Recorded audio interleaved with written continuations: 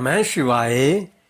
भगवान शिव द्वारा देवताओं को वरदान कथा 11वां अध्याय पंचम खंड श्री रुद्र संहिता शिव पुराण।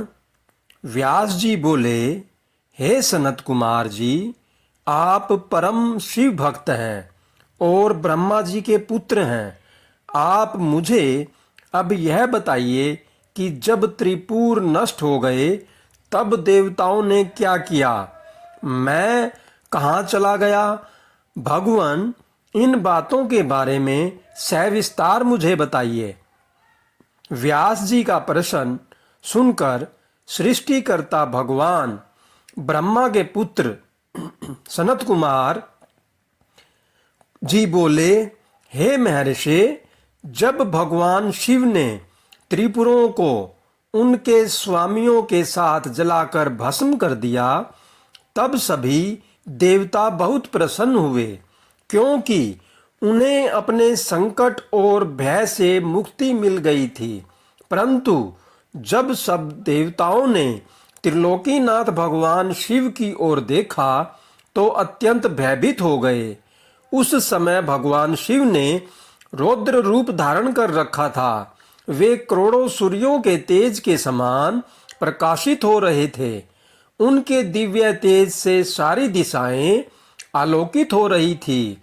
भगवान के इस रौद्र और प्रलयकारी रूप को देखकर कोई भी उनसे कुछ कहने का साहस नहीं जुटा पाया। सब नतमस्तक खड़े हो गए, यहाँ तक कि श्री हरि और ब्रह्मा जी भी शिव जी के इस रूप को देखकर आतंकित हो गए थे।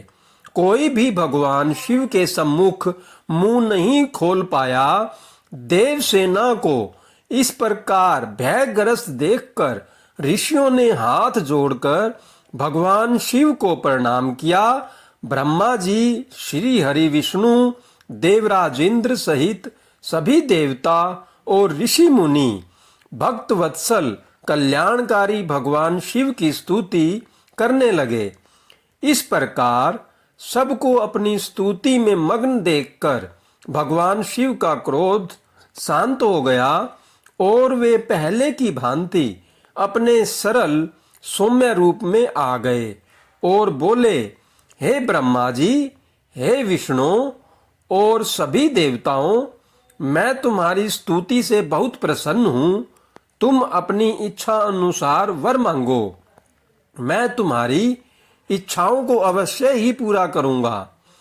भगवान शिव के इन वचनों को सुनकर देवता बहुत प्रसन्न हुए और बोले, हे देवाधिदेव करुणा निधान भगवान शिव, यदि आप हम पर प्रसन्न हैं और हमें कोई वर प्रदान करना चाहते हैं तो प्रभु हमें यह वर दीजिए कि जब जब हम पर कोई भी संकट आएगा आप हमारी सहायता करेंगे। जब ब्रह्मा जी, श्री हरि विष्णु जी और देवताओं ने भगवान शिव से यह प्रार्थना की तब शिव जी ने प्रसन्नता पूर्वक कहा, तथास्तु, अर्थात ऐसा ही होगा। ऐसा कहकर भगवान शिव ने देवताओं के अभीष्ट फल को उन्हें प्रदान कर दिया। ओम नमः शिवाय। हर हर महादेव। जय शिव शंभू। जय महाकाल।